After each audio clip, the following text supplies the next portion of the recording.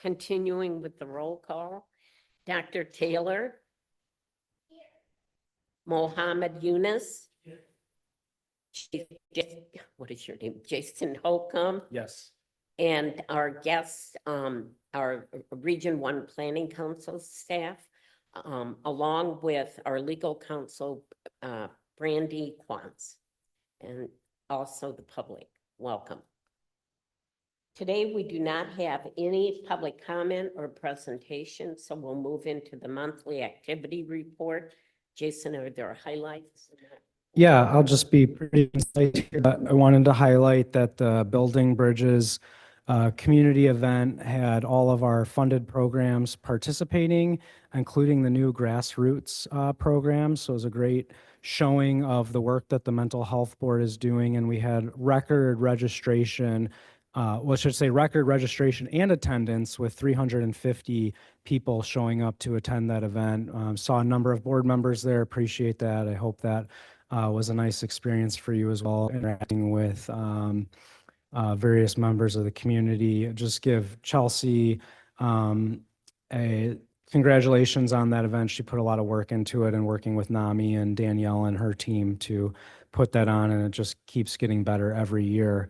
And then also, we have conducted all but one of our core program site visits, and that will conclude next week with the Merit site visit. And there's a special thanks to Alex on that, because that's a lot of work to coordinate that many schedules with internal staff, funded programs, and then board members, and to have gotten that all done on schedule. And I think also with the amount of information that was provided to the board members as they were attending was really impressive. So that's kind of looking back, and then looking ahead. We have a number of things coming. I actually am going to be participating in a national conference next week, sharing about our regional health atlas that was part of the Metopio subscription that the Mental Health Board was a partial funder in for our health indicator database. And that's getting some good community attention, and also being recognized through our National Planning Council association, as well as potentially a best practice. So again, just excited about that, and continue to be proud of the work that we're doing. Thank you, Jason. Moving into our action items, we need a motion for approval of the May 2026 meeting minutes. Dick Hunter, second. Jeff Nielsen, thank you. All those in favor? Those opposed, same sign. Moving into election of officers. And I will open the floor for nominations for president. I would like to nominate Mary Ann. Any other nominations? Yes, I meant to announce that we have to use the microphones. I'd like to nominate Mary Ann Abadi for president. Hearing none, we will move on to the nominations for vice president. I'd like to nominate Dick Kunert. Mohammed, I would like to nominate Dick Kunert. Two nominations. okay, very good. And then any other nominations for vice president? Moving on to secretary.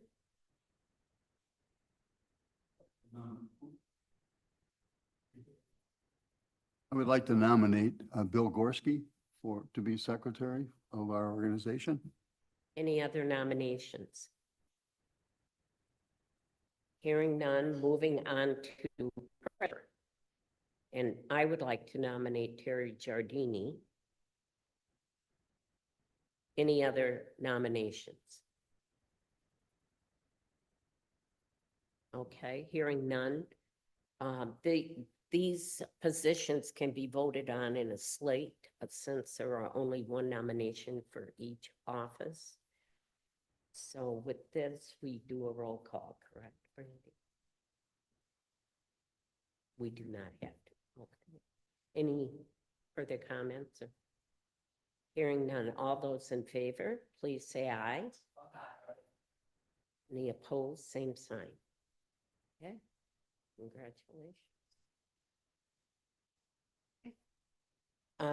The next is a resolution 2025X authorizing funded program budget updates for the program years 4 to 6. So. Yeah. And this involves Juvenile Detention Center. Their program is reducing isolation through expanded behavioral health. And the changes are in 2 lines. The direct supplies would be increased by $10,200. And the contractual decrease would be the same amount, $10,200. And these are both Winnebago County programs. The second one is a Juvenile Resource Intervention Center, Behavioral Health Continuation. And the first change would be direct supplies decreased by $2,050. And then the direct training and education would be increased $2,050. And with this, I will need a motion for approval. Bill, Dr. Gorski, and Mohammed. Okay, thank you. Any further discussion? Yes.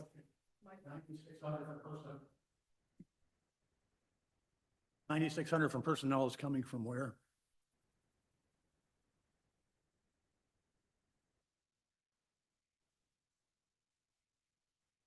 Yes, with the people from Winnebago County.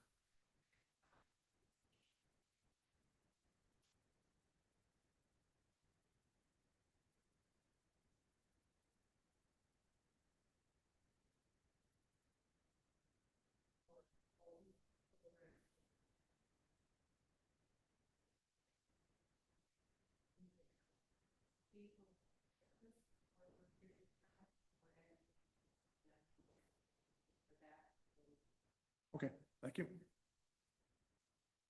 Any other questions? Okay. I will do a roll call vote. Andrell Bradshaw. Dr. Copeland. Yes. Dr. Giardini. Dr. Gorski. Yes. Dick Hunert. Yes. Tim Neighbors. Jeff Nielsen. Yes. Dr. Penny. Dr. Taylor. Mohammed Yunus. Yes. Mariana Abadi. Yes. Good. The next agenda item is a resolution authorizing accelerator award contract extension. It's resolution 2025XX. So.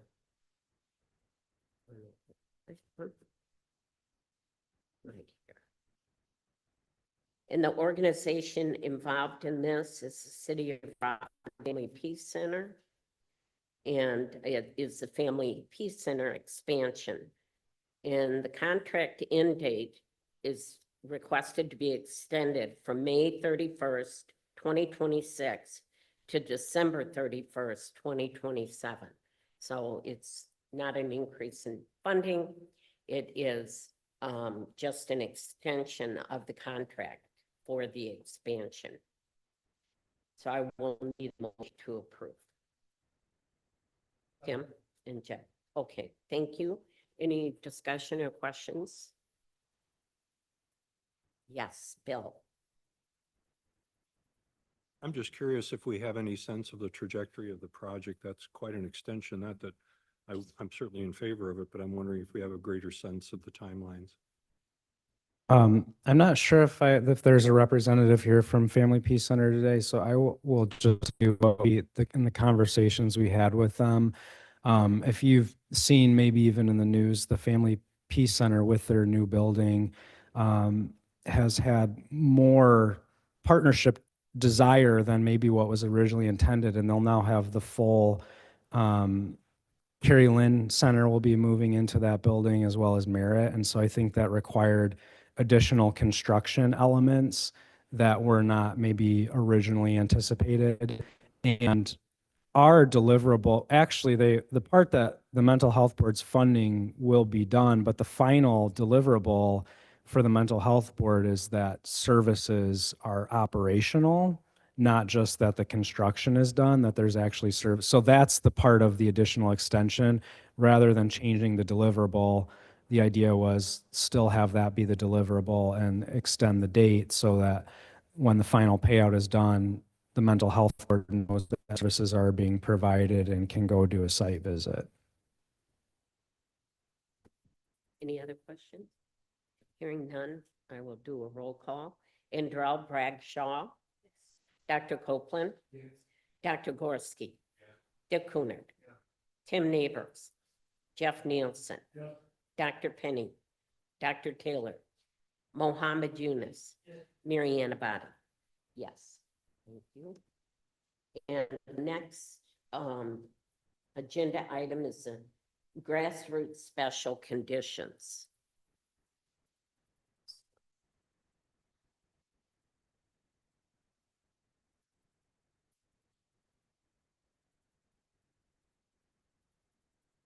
Okay, and this is a comprehensive community solutions.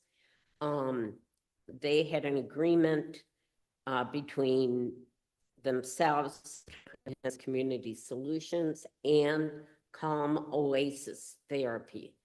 And Jason, maybe you could give more detail to it. This is for the staff, as I recall, that they're providing the clinical. Sure. So when the board approved the grassroots funding, there were special conditions given to 5 of the organizations before they could start services.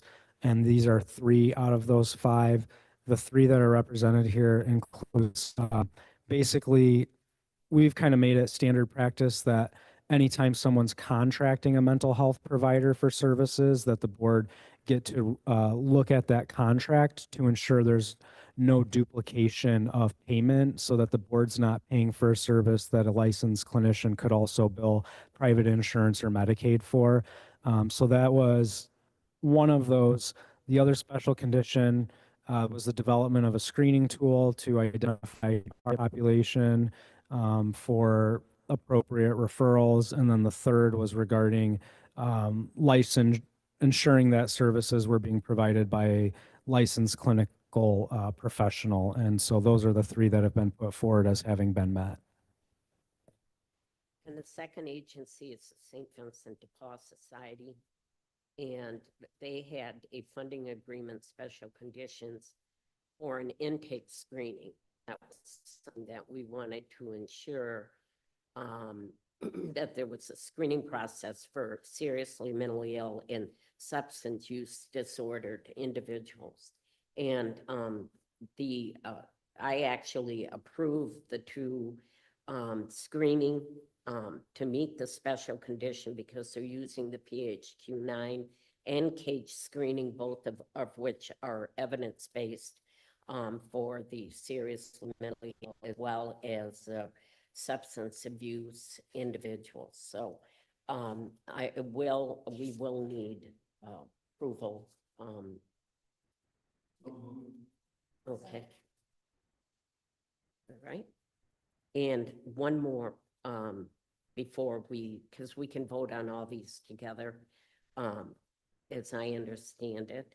Zion West, this is a state of the mind institute and a special condition. They needed clinical oversight, and they fulfilled their special conditions by comprehensive community solutions and calm therapy memorandum of understanding. An MOU was developed.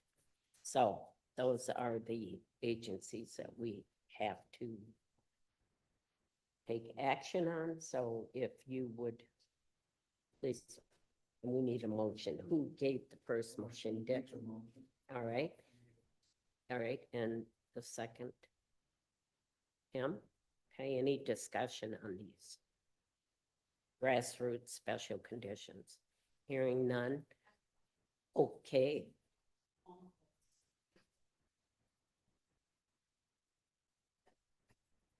Yes. It was in your packet, but yes, and I could give you more. Yeah, Alex can speak to that. It's Dr. Kevin Thomas of the State of Mind Institute. So his LCPC licensure is Calm Oasis too.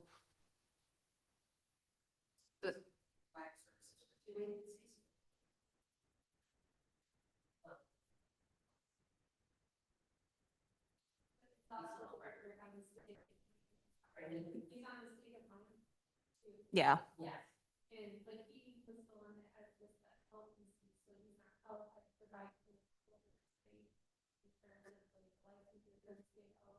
He just received his LCPC licensure like a few days ago. Yeah.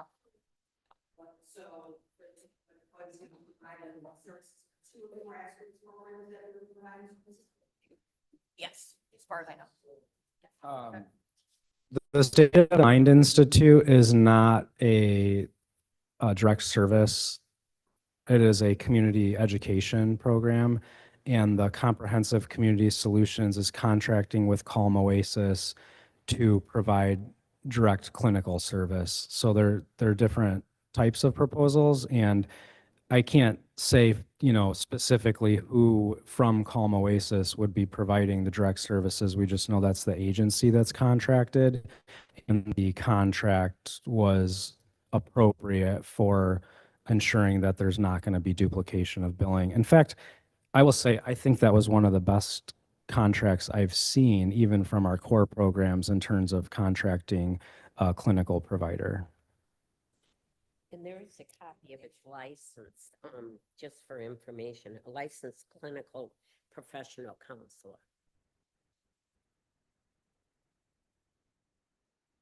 I can't hear you. Yeah. Yes. So, okay. Excuse me, but I have a question. Is this a local therapeutic service? Because this is not a name that has shown up before in terms of any of our grants, so. So it's a private, that's why I think we've not seen private practices apply for mental health board grants directly, but what we're seeing more of is nonprofits that are funded through the mental health board contracting directly with private practices, because the capacity just doesn't exist solely within the nonprofit sector.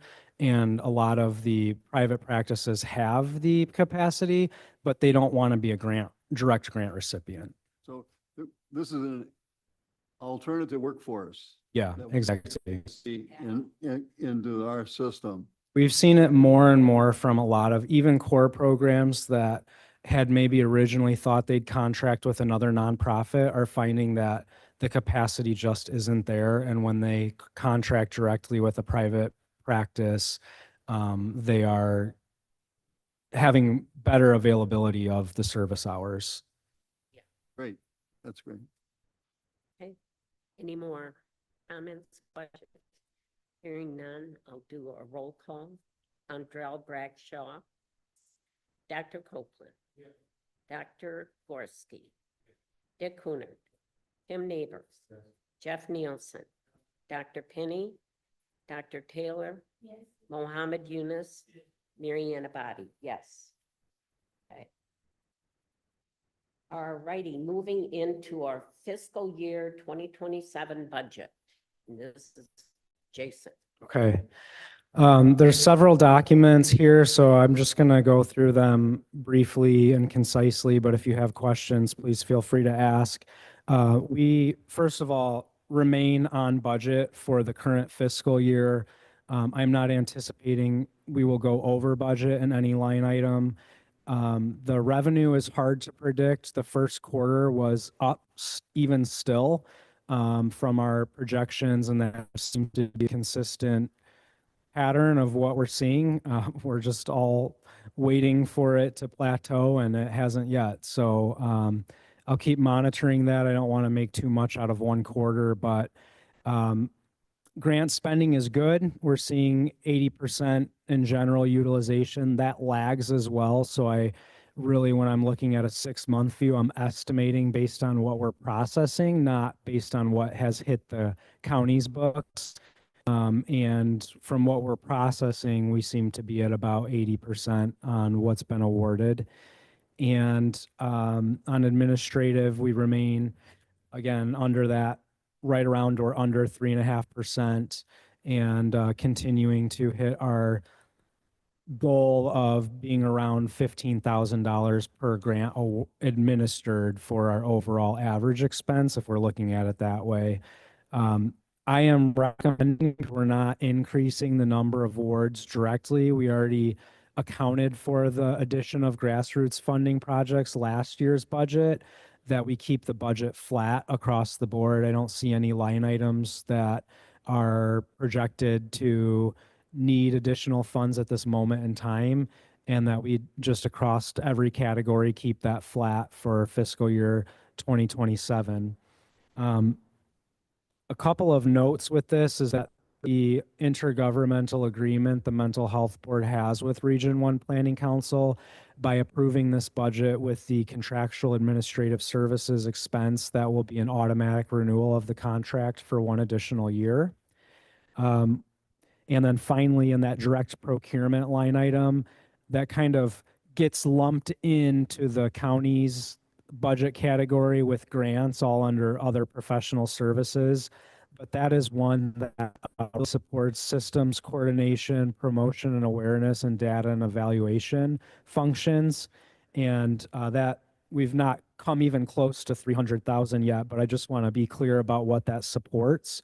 That supports the HIPAA compliant rideshare program, which is currently budgeted for about $120,000 a year. It is supportive of the health atlas and the health indicators database, which we use for the board's strategic plan. We'll continue to use to monitor and track community level health indicators, and also has a public facing health atlas, which we are going to be partnering with NICNI to share with nonprofits. So when they're going into the next round of grants, they have good data that they're using as well. And then it includes the public and a partial and a cost share. Both of those are cost shares, actually, the HIPAA, sorry, the Health Atlas and the public engagement platform called Engage R1. That's through a national vendor that does kind of specializes in public engagement platforms, and we utilize that to share all of the information about the funded programs and make it very convenient for members of the public to find out how they can connect with the entry points for those programs. And then finally, well, 2 more things that would be new for the coming year. Those are existing items that have already been funded. For the new year, we'd be looking to add in some consultancy with the Leifman Group and NPC Research, who are the experts that lead the Miami model workshops, to work with our community to help us identify needs, gaps, and opportunities to move forward on strategies for mental health through the justice system, and really looking at how to address the seriously mentally ill transient population that is cycling through homelessness and the justice system, and to find some approaches to replicate national best practices to improve that at a community level. And the last thing, of which board members have been invited to be part of as a review process, is an evidence-based platform that for agencies. So something where agencies can access databases or some type of training database that allows them to see what the current evidence-based practices are. I think it's no secret, it's well known that it takes, I think it's like 18 years from something to go from identification of a possible practice to becoming evidence-based status to becoming part of mainstream practice, and that gap is, it's too large. So by looking at opportunities to get agencies connected more quickly to emerging best practices and evidence-based practices, that may be a way to ensure that services across Winnebago County are continuing to maintain that high standard. And yeah, Is that, Alex, did you send the board the email inviting them to review that? That's what it is. Okay. All right. Thank you. any questions? Bill? Yeah, Jason, first of all, congratulations to you and the staff. Kudos on, putting the budget together. Fine job with detail and consistency and predictability, which is not easy. So congratulations for that. Just perhaps me a little bit in the packet you sent out, the first page of that packet, it lists operational administrative expenses at 2.81%. And in the more detailed document below that, it's 3.49%. It may be semantics, but clearly there's been public commentary about administrative expenses. Yeah. I'm just curious as to which number, if board members are questioned, we should be using. So on budget, it's 2.8%. When I'm looking on the other sheet that you're talking about, where we're talking about key performance indicators, I'm estimating an 80% utilization on the grant awards. So if the grants, because that's what we find to be reality, and is that about 80%. So that's the difference. If everybody spent 100% of every line item, it would be 2.8. If the way that it's been in the past is more likely, then we'd be more around 3.5. It's easier to control the administrative costs than it is all the grant costs. So that's where that difference is. I guess I have a comment on the evidence-based. We have that set up as a standard, but I'm not always sure that our grantees are, in a sense, using evidence-based as it scientifically was set up. Because it was, evidence-based was set up on a study that was done, and the results of that are coming as the result of certain kinds of activities that were completed by that research activity. And it's to be replicated to be evidence-based. So I think we're going to have to push ourselves to look at what studies are agencies actually trying to replicate when they tell us that they're evidence-based. So, because again, otherwise it becomes, I just put at the beginning of the grant, yeah, we're evidence-based. But we have no background to that. So that's for what it's worth. It isn't really a definite criteria that they have to have evidence-based. We used to, even in our scoring rubric, used to break it down and, less than, I can't remember the terminology that was used. So, and this is actually, I mean, we can circle back to this as well in the strategic plan conversation, because those definitions are defined, and evidence-based is exactly what you just said, Dick, which is that there's an actual research study that has identified that for a generalized population, there's a certain effectiveness level of this treatment. I know Mohammed has talked about in the past that just because it's good for a general population doesn't mean it's good for every population. And that's where sometimes you can look at best practices or emerging practices. And a best practice might be there's another community that has done something and they have some evidence or some outcomes that show that it's worked for a different population or a population like ours. An emerging practice would be there's some research that's showing that this is probably going to be effective, but there's not a lot of outcomes around it yet. And so that's kind of the categories that are defined and I think are important. So if, we can have some comments on the strategic plan or the grant making process, but that's how it's identified. I think it's challenging because usually you don't have access to those journal databases after you leave grad school.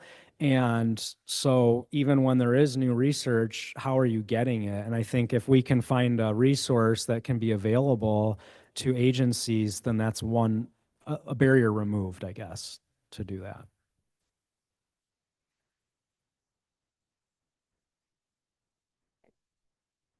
All right, so yes, Andrell.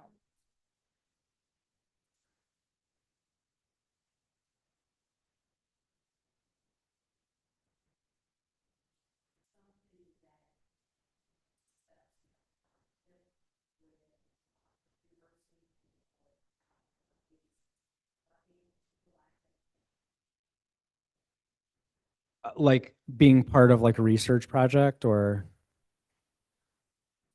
Oh, like journal databases. Okay. Yeah, I don't know if universities, that's a good question. We could explore that if universities have the ability to extend their licenses to agencies. We were looking right now just to look for a vendor that could provide that, some version of that type of access. If any, I think Alex was looking for board members that were interested in that to be a reviewer on those proposals. So if you want, I think that would be a good place to plug in and give that feedback. Anybody else have any questions? Okay,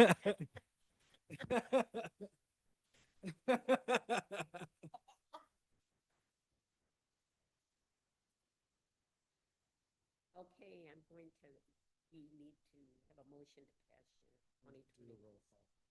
I want, yes, a motion to 2027 budget.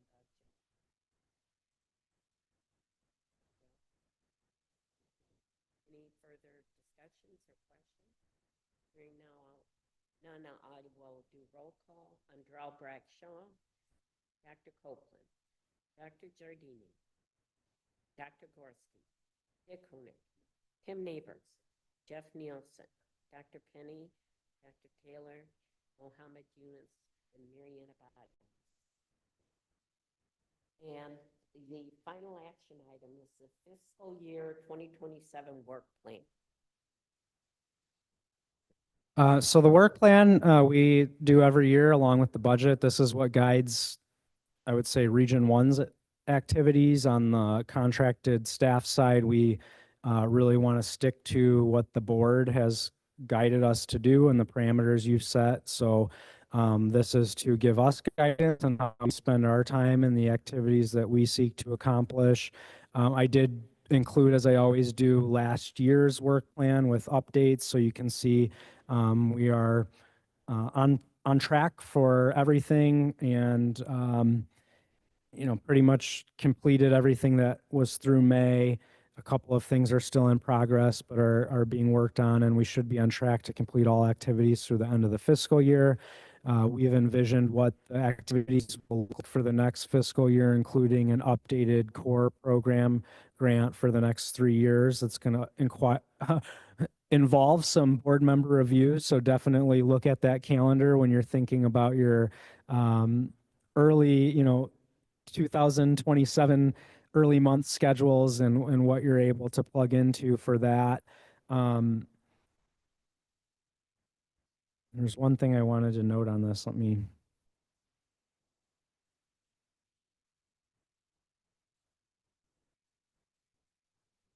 I think, oh yes, thank you. Chelsea knew what I was trying to get at. We wanted to reduce our board meetings down to 10 meetings per year. I don't think we have the need. We're a much more sophisticated and predictable operation at this point. And in the past, we've just needed that ability to be reactive. The January, July meetings always fall in weird holiday windows where it's right next to the 4th of July, could be on the 4th of July, and same thing with January with the New Year. Those are the ones that are always weird anyways, and sometimes we end up canceling them. I don't think we need them, and so I'm, with this work plan also including that board meeting calendar for the next year where this would kind of get rid of our January and July meetings. And also don't anticipate that we need a July meeting this coming. year than 2026. And so also, with board member approval, would be looking to cancel that meeting as well, as I just don't think we need 12 meetings a year anymore. So any questions? Any comments on that? Anyone going to miss 12 meetings? Doesn't sound like it. Okay, I'm going to need a motion for approval of the work plan 2027. Thank you, Dr. Gorski. A second, Tim Neighbors, thank you. Okay, it'll be a roll call. Andrell Bradshaw. Dr. Copeland. Dr. Gorski. Dick Kunert. Tim Neighbors. Jeff Nelson. Dr. Penny. Dr. Taylor. Mohammed Yunus. Mary Ann Abadi, yes. So moving into the discussion items, there's one, and that is the 3-year strategic plan update. Jason? So we have our first draft of the complete strategic plan. This will, first we'll open it up for board member feedback. If you have any, we can certainly, if you see an error or something before we put this out to a public facing view, please give us your feedback. If you could, please do that by the end of this week. If you really need the weekend, let me know and we'll give you till Monday. But we want to quickly get this turned around and get it out for public comment and have a 30-day public comment period. We will push that out through a press release and a number of other community networks to ensure that it is available and known about, that there's that opportunity. And then once we get those public comments, we can make any necessary adjustments that are needed and bring forth back to the board a completed strategic plan in August for consideration of approval. So nothing to vote on, just open to commentary, or you can email us directly or talk to me if you have anything that you see that should be looked at before we put this out. Yeah, I thought so. Thank you all. One or two things you'd like to highlight for all of us? With the emphasis on one or two? Yeah, I know we spent a lot of time at the last 3 meetings presenting on this. So I kind of wasn't thinking about that, but that's a good question. We did add in, I mean, the big thing is that I think there's a good opportunity to shift the conceptual model here, and I think that I would love to take credit for it, but I didn't write this narrative. Staff team wrote the narrative and did a really good job of capturing the essence of the board's mission and why they exist and what this fund is meant to do, and taking that legacy model and transitioning it into the future model. And I think from my view of it, especially not having written it and just reading it, I think it does a really good job capturing that. And the part that I really like, and Reagan led this and Tricia did a great job managing the overall strategic plan, but the key informant interview part, where that was the first time we did that, was this year, where we got into what are the agencies seeing and what do they want to tell us, particularly as we're talking about shifting to a hub and spoke model. And I think there's some really honest feedback in that space that if there's one area you really want to hone in on and read, I think that's the part, because it talks about what the challenges are. I mean, things about, common information sharing systems that everybody would like to see, what the real world barriers are to making something like that happen. And, what are the kind of opportunities for collaboration, but also what are those things to keep in mind that agencies might be concerned about as it comes down to like requiring collaboration.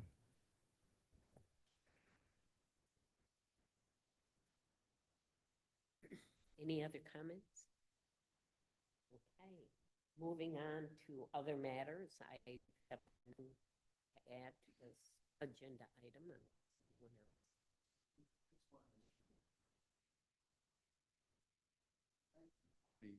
has passed a sales tax to create a mental health board. And they have been talking to us, or in particular, and I've had some conversations with people. So you may be hearing from some of them in the coming weeks, because I think I told it that Winnebago County is a pretty good place to come to get some modeling for different pieces of putting a system like this together. So, you know, they may be asking us to do some Zooms with them and different people in their county organization. And they have a 7-member board that's been voted on. I think this month, or maybe this even next couple of weeks, are the first time when they're going to officially come together. So just for your information, okay? And Dick, you have the last item on. Yes. I'd like to move for adjournment. A second. Jim? All those in favor, please say aye. Opposed, same sign. Thank you all for attending.